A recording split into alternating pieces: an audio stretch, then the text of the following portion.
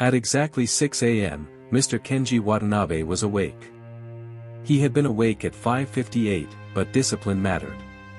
Even at 50, even with a net worth that bent governments, Kenji Watanabe still believed time was the only thing that refused to bow. From his penthouse window in Singapore, the city glittered like a circuit board. Every light below represented money moving, deals closing, lives shifting, most of it because of him. And yet, for the first time in 20 years, something was wrong. The problem was called tilted. That was the internal codename for Watanabe Global's newest trading intelligence, a machine learning system designed to predict human behavior faster than humans could act. It didn't just analyze markets. It anticipated fear. Or at least, it was supposed to. Instead, it leaned. Every time volatility spiked, the system made microscopic errors. Fractions of seconds late. Fractions of cents off, enough to bleed. By the time Kenji arrived at headquarters, the losses had crossed 9 figures. That he removed his jacket slowly, placed it on the chair, and stared at the wall-sized screen where graphs trembled like nervous heartbeats. Explain, he said. No one wanted to be first. Finally, Dr. Liang Chen, PhD, MIT, recruited for $7 million a year, cleared his throat. The algorithm functions as designed, sir. But under emotional market pressure, it experiences fear, Watanabe said flatly. Dr. Chen nodded. Yes. But simulated fear. Watanabe's jaw tightened.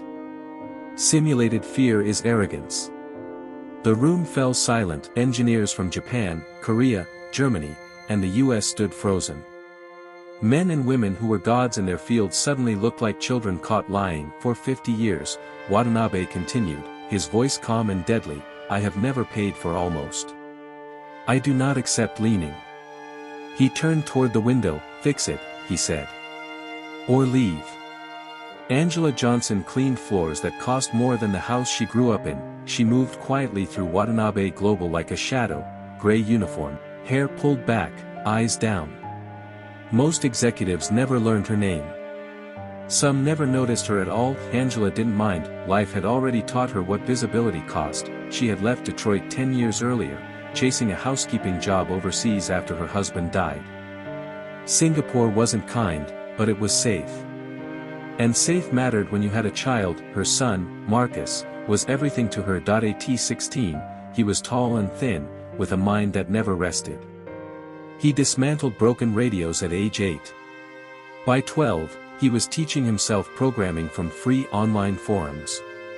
By 15, he was correcting his teachers. Angela worried, the world was not kind to boys like Marcus, too quiet, too smart, too black. That afternoon, Marcus's school closed unexpectedly due to a power failure. Angela had no choice. She brought him to work. Just sit quietly, she whispered as they rode the elevator, please.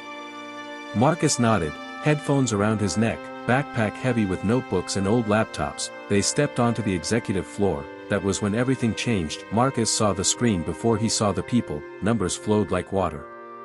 Graphs leaned ever so slightly, like a picture hung crooked on a wall. His chest tightened. That's wrong, he murmured. Angela froze. Too late. Watanabe turned. What did he say? Marcus straightened. I said your system is tilted. Laughter rippled across the room, short, sharp, dismissive. One more genius, someone muttered. Watanabe studied the boy slowly. You, he said. Explain. Marcus swallowed, but his eyes never left the screen. Your algorithm predict behavior assuming emotional symmetry, he said. But fear isn't symmetrical. Dr. Chen stiffened. That's incorrect. Marcus shook his head. Fear has latency. Panic doesn't slow decisions, it delays them, then accelerates them. Silence. You built a model that expects hesitation, Marcus continued. But humans hesitate, then overcorrect. Watanabe stepped closer. How long to fix it? He asked. Marcus checked the clock on the wall. 30 minutes. Angela gasped. Watanabe smiled for the first time in 3 days. Sit. Marcus's fingers hovered over the keyboard. For a moment, the room expected failure. Instead, they witnessed something else. That he didn't type fast, that he typed precise, that he rewrote assumptions. Adjusted emotional weighting.